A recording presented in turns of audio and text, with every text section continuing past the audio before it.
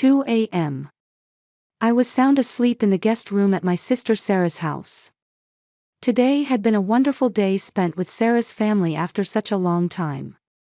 My husband David had to work early the next morning, so I decided to spend the night at Sarah's with our son Jake. Jake was sleeping in the kids' room with his cousins. The quiet suburban night was peaceful, with nothing but calm, uneventful hours passing by. That's when Jake woke up in the other room. He needed to use the bathroom. He walked down the dark hallway with small footsteps. And then it happened. Jake saw it. Sarah's husband Mark was standing in front of my bedroom door, quietly locking it. Mark checked his surroundings and then went back to his own room. Jake finished using the bathroom and came back. As he passed by my room, he noticed something was wrong. He tried turning the doorknob. It wouldn't open. "Mommy," he called out in a small voice, but I was fast asleep and didn't notice. Jake knocked on the door several times, but still no response. Fear started rising in him. "Mommy can't get out. Uncle locked the door. What should I do?" Jake looked at his smartwatch with trembling hands. "I have to call Daddy." His little fingers worked desperately. David's cell phone rang at home. A call in the middle of the night. Jake's name appeared on the screen. He had a bad feeling. David frantically answered the phone. "Jake, what's wrong?" he asked, and heard his son's trembling voice.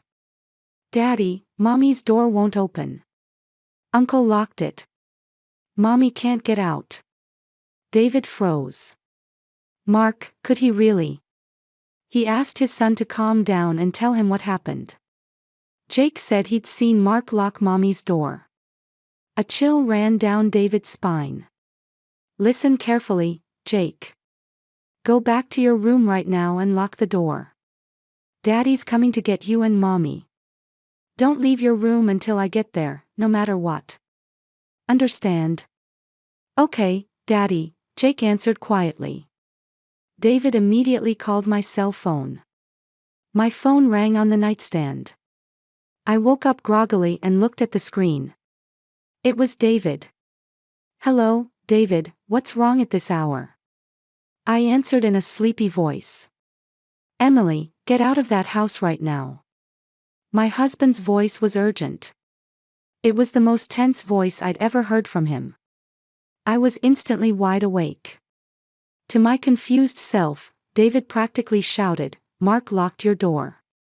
Jake saw him. He's trying to assault you. Get out now." All the blood drained from my body. "What are you talking about?" I asked back in a trembling voice. I really couldn't believe it. Mark, trying to assault me? How could that be?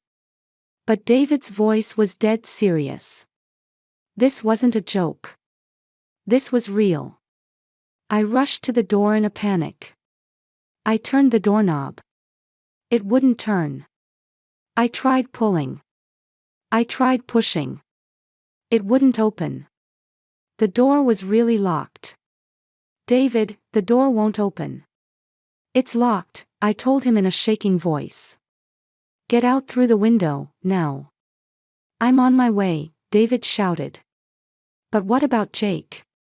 I said, and the answer came back, "Jake locked himself in his room. He's safe. You get out first. Hurry." I headed for the window. My hands were shaking so badly I couldn't unlock the window properly. After several tries, I finally got it open. I looked down. Second floor. The ground below was grass. I had no choice but to jump.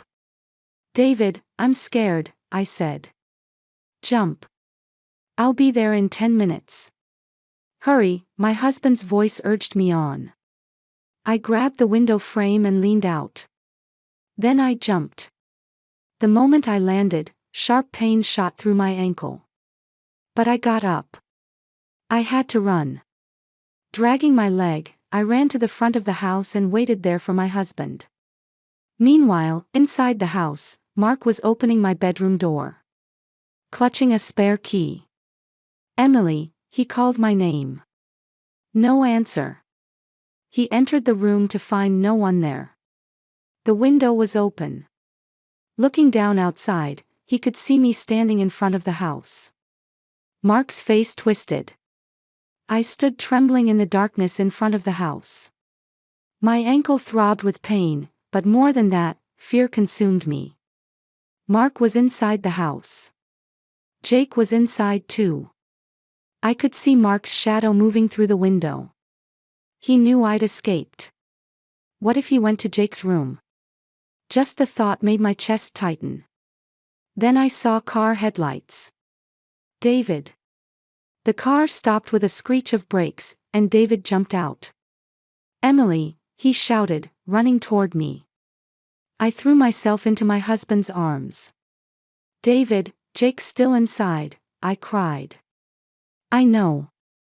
I'm going to get him right now," David said, holding my shoulders. We both ran toward the house. David pounded violently on the front door. His shouts of "Open the door" echoed through the quiet residential street. After a moment, Mark opened the door. A surprised expression appeared on his face. "David, what do you want at this hour?" he asked with feigned innocence. "You know what you did. You locked Emily in her room," David said in a low voice. Mark shrugged. He had an expression that said he didn't know what we were talking about. But David didn't back down one bit. "Jake saw you locking the door. My son called me." Mark's face changed color. "That little brat," I heard him mutter quietly. David pushed past Mark and entered the house. I followed right behind. "Jake, where are you?" David called out. "Daddy, I'm here," came a small voice from the direction of the children's room. David ran up the stairs, and I desperately followed. The pain in my ankle didn't matter. David stopped in front of the children's room door. "Jake, it's Daddy. Everything's okay now." The door slowly opened. Jake stood there with his face all puffy from crying. "Daddy," he said, jumping at him. David picked up his son. I also rushed to Jake and hugged his small body. "Mommy, are you okay?" Jake asked in a trembling voice. "I'm fine, Jake. You saved Mommy. Thank you so much." At that moment, a voice came from behind. "Get out of my house," Mark was shouting from the bottom of the stairs. David turned around, still holding Jake. "We're leaving right now. And I'm calling the police." Mark laughed through his nose. "The police? What crime?" "You locked my wife in her room. You tried to sexually assault her." David's voice was quiet but filled with anger. "Do you have proof?" Mark said with a confident expression. "Jake saw you. You think a 4-year-old's testimony counts as evidence?" Mark sneered. David said nothing but took out his cell phone. Then, staring straight at Mark, he began calling the police. At that moment, another voice was heard from the top of the stairs. "What's going on?" My sister Sarah appeared in her nightgown. I looked at my sister's face. "Sarah, did you know?" I asked in a trembling voice. My sister stood there silently. That silence said everything. "Sarah, answer me.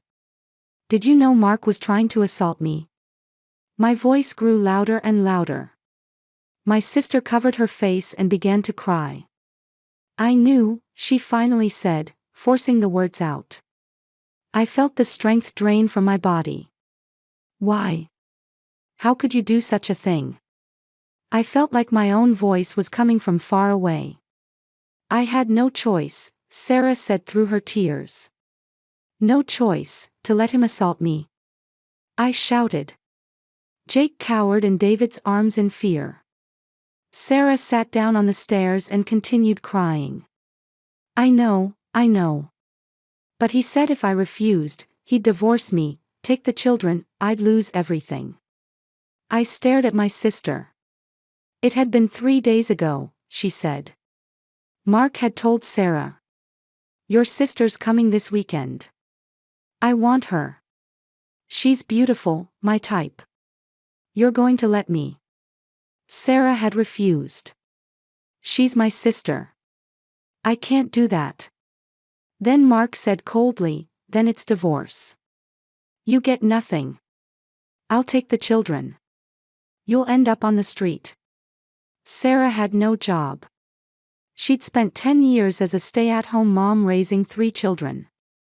Mark was a lawyer earning $500,000 a year. In a divorce, he had talented lawyer friends. Sarah had nothing. Mark continued. Just one night. I'll put drugs in your sister's drink. She'll sleep through it and never know. And in the morning it'll all be over. You can protect your family. Sarah had cried. Please, don't make me do this. But Mark wouldn't listen.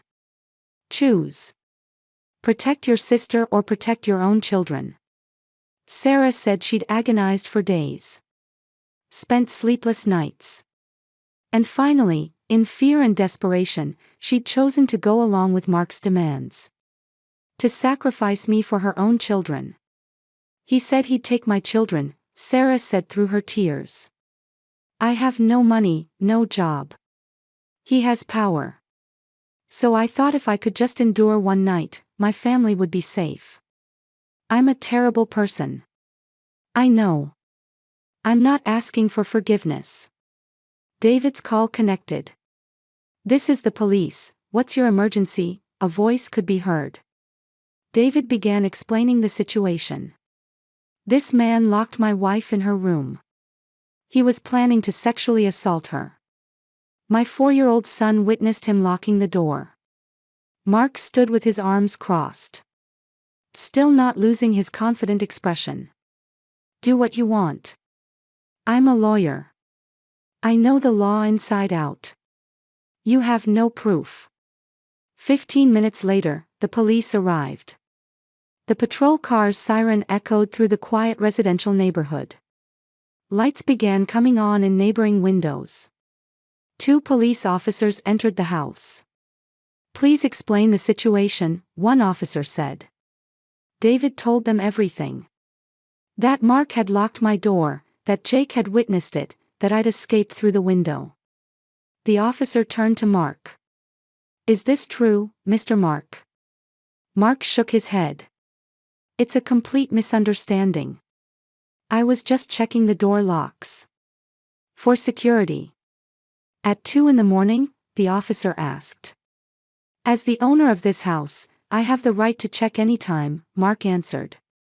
The officer looked at Jake. Son, can you tell me what you saw?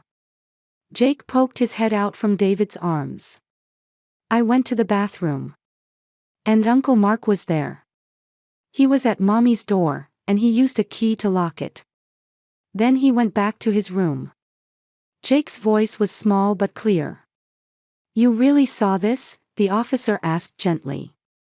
Yes, I saw it. That's why I tried to open Mommy's door, but it wouldn't open. So I called Daddy, Jake answered. The officer stood up and turned to Mark. Mr. Mark, could you come with us to the station? We'd like to ask you some detailed questions. This is ridiculous. I'm a lawyer. I know my rights, Mark shouted. But the officer remained calm. You have the right to remain silent. Anything you say can and will be used against you in a court of law. You have the right to an attorney, he stated. Mark was handcuffed and put in the patrol car.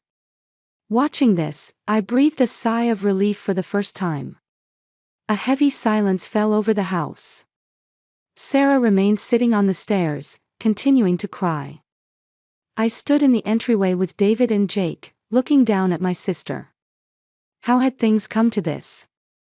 Just a few hours ago, we'd been normal sisters. Laughing and talking about the kids, sharing old memories. And now we were confronted with this horrifying truth. Sarah, I called out quietly. She looked up. Her eyes were red and swollen, her cheeks wet with tears.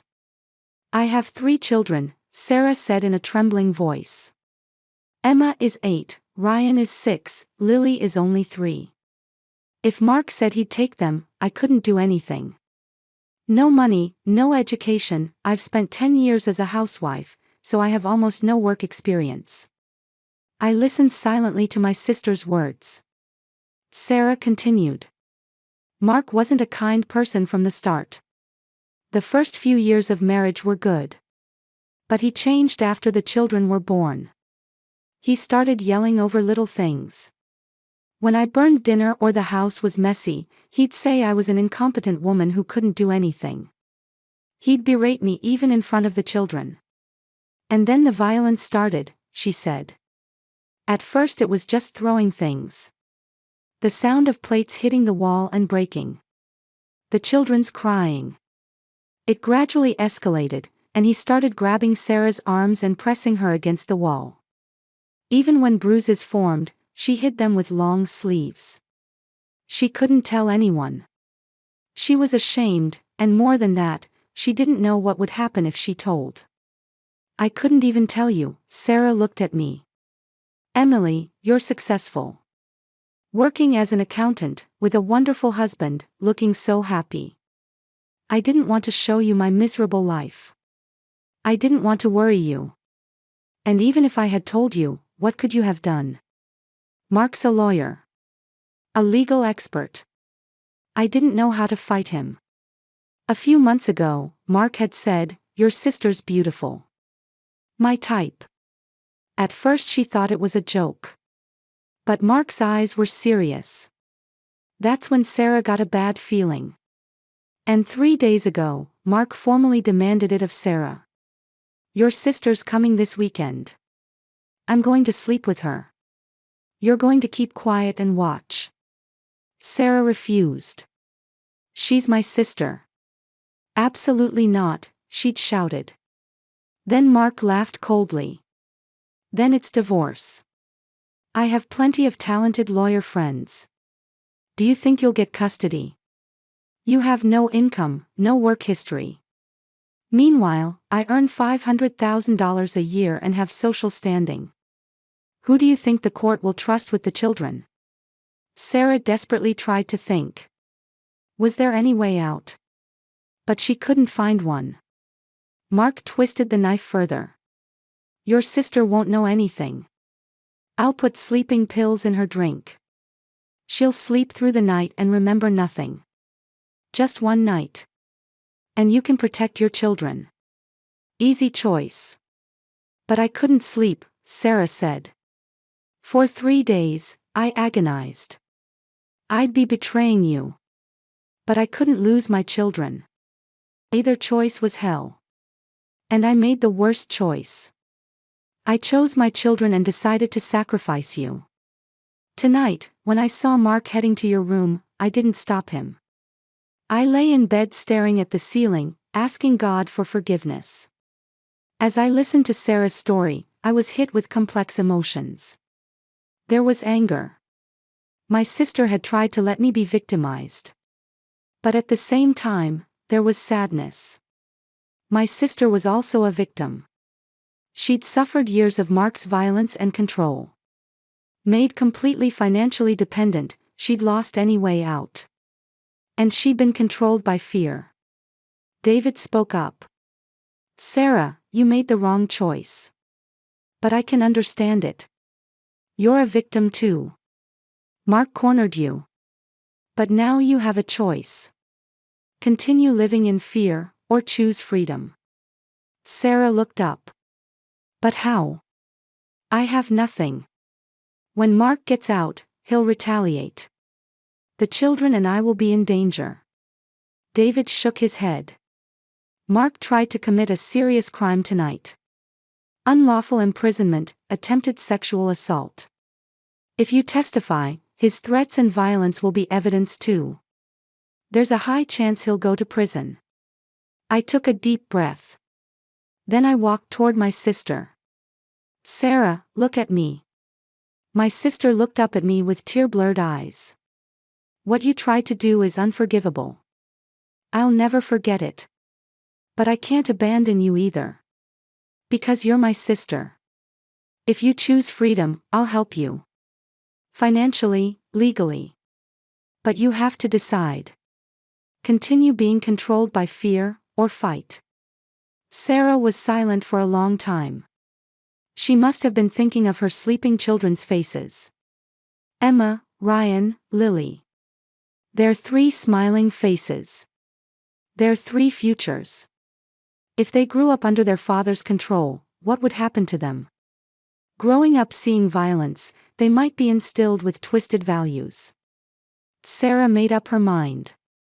I choose freedom, Sarah said. I'll fight for my children. I won't lose to fear anymore. I'll stand up to Mark. With your help. I took my sister's hand. Let's fight together. 3 months later, the trial began in court. Mark was indicted. The charges were unlawful imprisonment and attempted sexual assault. His lawyers fought desperately.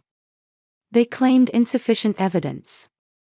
They kept repeating that a 4-year-old's testimony wasn't credible, it was a misunderstanding, he was just checking the door lock. But the prosecution had strong evidence. First, Jake's testimony. Small as he was, he spoke clearly. I saw Uncle Mark lock Mommy's door. Then Mommy's door wouldn't open. So I called Daddy. Jake's innocent words moved the jury. Next, my testimony. Being woken by my husband's call, the door not opening, escaping through the window. A doctor's note for my sprained ankle was also submitted. And most important of all was Sarah's testimony. Sarah told everything in court. The violence from Mark. Years of threats. And the conversation 3 days before.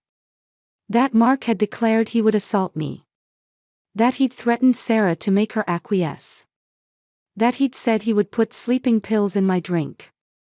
She told everything without hiding anything. Mark's face grew pale. The lawyers tried to object. But Sarah's testimony was specific and consistent.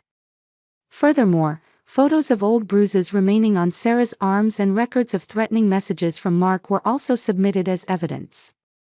The jury's expressions were stern. On verdict day, the jury returned a guilty verdict. The judge quietly announced, the defendant, Mark Johnson, is hereby sentenced to 10 years in prison for the crimes of unlawful imprisonment and attempted sexual assault. Murmurs spread through the courtroom. Mark sat there in shock. I held Sarah's hand. My sister was quietly crying. But those tears weren't only sadness. They were also tears of liberation. The long nightmare was finally over. David was holding Jake. Our son waved his little hand at us. This little hero had started it all. His courage had saved me, saved my sister, and saved the children's future. As we left the courtroom, I took a deep breath. The outside air felt fresh. This was a new beginning. The wounds were deep and might never completely heal. But we were alive. And we were free. That was enough. After that, Sarah started divorce proceedings. Mark's lawyers resisted, but with Mark himself in prison, they didn't have the same power as before. The court ruled in Sarah's favor.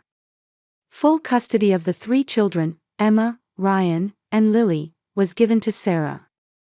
A restraining order was issued against Mark. Even after serving his sentence, he wouldn't be allowed near the children. Child support was set at $5,000 per month. Mark didn't know if he'd be able to return to work as a lawyer after getting out of prison, but at least he was legally ordered to pay. Sarah breathed a sigh of relief. She could raise the children with this. At least there was an economic foundation. But what about the house? Sarah asked me anxiously. That house is in Mark's name. I have nowhere to go. I took Sarah's hand. Come stay with us. David and I will convert the guest room into a children's room. You and the kids can stay as long as you need until you get settled." Tears welled up in Sarah's eyes again. "Thank you, Emily. I don't know how I can ever make this up to you." "You don't need to make anything up," I said. But that was a lie. Deep down, I still hadn't completely forgiven my sister. That night, Sarah had tried to let me be victimized. That fact wouldn't disappear. But at the same time, I understood that my sister had also been a victim. Hatred and sympathy mixed together, complex emotions swirled inside me. Still, I couldn't abandon my sister. Blood ties aren't easily broken. The following week, Sarah and her 3 children moved into our house. David didn't complain once. He kindly welcomed the children and told Jake to get along well with his cousins. Jake was a little confused at first. He remembered that terrifying night. But children adapt quickly. He soon started playing with Emma, Ryan, and Lily. The house became lively. Mornings we woke to the children's laughter, and nights we ended the day looking at the 4 children's sleeping faces. Sarah helped with housework, cooked meals, and gradually regained her vitality. But sometimes, in certain moments, a frightened expression would cross her face. She'd overreact to sounds or suddenly freeze. The trauma remained deep. One night, Sarah and I were alone in the living room. The children were all asleep. Sarah, holding her teacup with both hands, began speaking quietly. "Emily, I've started going to counseling. To a therapist David recommended. At first I was resistant. But after going, I feel a little lighter." "That's good," I answered. Sarah continued. "The therapist says I was controlled by Mark all along. Not just physically violent, but mentally too. So I couldn't make normal judgments. That's why I tried to sacrifice you. But that's no excuse. What I did can never be forgiven." I took a sip of tea. To be honest, even now I sometimes remember that night and get scared. If Jake hadn't woken up. If David hadn't arrived in time. I don't know what would have happened. When I think about it, I can't stop shaking. Sarah looked down. "I'm sorry. I'm so sorry." "But Sarah," I continued. "It's also true that you made the right choice in the end. You testified in court. You exposed Mark's crimes. That took courage. You overcame your fear. I acknowledge that." Sarah looked up. "Thank you, Emily. Your kindness is saving me." 3 months passed. Sarah began looking for work. Having spent more than 10 years as a housewife, her options were limited. But she didn't give up. She interviewed at many companies and finally got a clerical job at a local accounting firm. The salary wasn't high, but Sarah felt joy at having her own income. On her first payday, Sarah took the children to a small restaurant for a meal. "Food we eat with money Mommy earned by working is special, isn't it?" Emma said. Sarah's eyes welled up. "That's right. From now on, Mommy will work hard to make everyone happy." The children nodded with smiles. 6 months later, Sarah was able to rent a small apartment. Combining child support and her own salary, she could somehow make it work. On the day she moved out of our house, Sarah bowed her head many times. "Thank you so much. Without you all, we couldn't have come this far." "You can still come visit with the children anytime," I said. "Of course. We're family." In the new apartment, Sarah and the children started a new life. Emma made friends at school, Ryan joined a soccer team, and Lily enjoyed daycare every day. Seeing the children's smiles increase, Sarah felt relieved. Life without their father was hard, but at least it was safe. They didn't have to live in fear anymore. About a year later, we gathered as a family. We had a barbecue in my yard. David grilled meat, Sarah made salad, and the children ran around playing in the yard. Jake had turned 5. I once asked him if he remembered that night. I remember, Jake said. I was scared, but I thought I had to help Mommy. Jake, you were truly brave, I said, hugging my son. Without you, Mommy wouldn't have been saved. You're a hero. Jake smiled shyly. Daddy came right away too. Daddy's a hero too. David laughed and patted Jake's head. Because you called me. You did great, son. In a corner of the yard, Sarah was quietly looking up at the sky. I walked over and stood next to her. What are you thinking about? I asked, and Sarah smiled. I was remembering that night. A year since then. It's unbelievable how much everything's changed. Mark's in prison. I'm free. The children are laughing. I couldn't have imagined such days back then. I put my hand on my sister's shoulder. You were strong, Sarah. You overcame fear. You fought for your children. That's wonderful. Sarah shook her head. Emily, without you and David, I couldn't have done anything. Because you supported me, I could come this far. Thank you so much. The wounds are still there, I said. I can't forget that night. But I can forgive. Little by little. Tears welled up in Sarah's eyes. That's enough. I'll be grateful to you for the rest of my life. And I'll never betray anyone again. I swear it. At dusk, the children's laughter echoed in the yard. Jake, Emma, Ryan, Lily, all 4 were playing tag. David and Sarah joined in too, and lively times flowed. Watching that scene, I felt warmth in my heart. 1 year since that terrifying night. We'd lost a lot. Trust, security, and most of all, the peaceful daily life we'd taken for granted. But at the same time, we'd gained things too. My sister's freedom. The children's smiles. And most of all, the strength of family bonds. Jake ran up to me. Mommy, look, holding hands with Lily. I'm going to protect Lily. Because I protected Mommy. The little hero puffed out his chest proudly. Holding back tears, I hugged my son.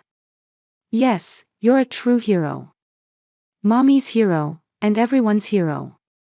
The sky was turning to sunset colors. Orange light illuminated the yard, and the children's shadows stretched long. David stood next to me and put his arm around me. It's been rough, my husband said. But we got through it, I answered. As a family. 2 years passed, and Jake turned 7.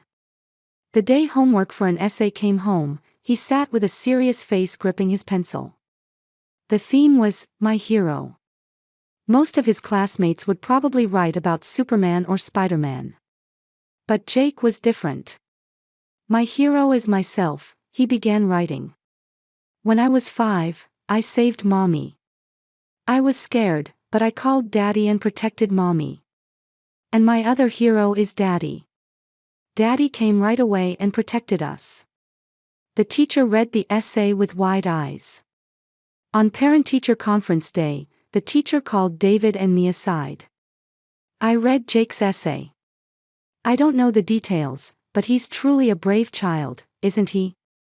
We looked at each other and smiled. Yes, truly brave. He's our pride.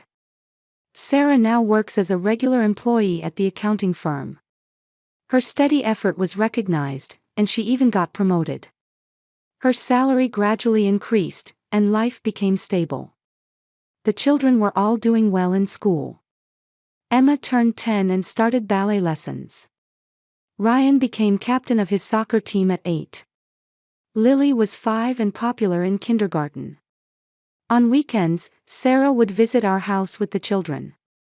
They no longer needed to stay in the guest room, but we cherished family time together.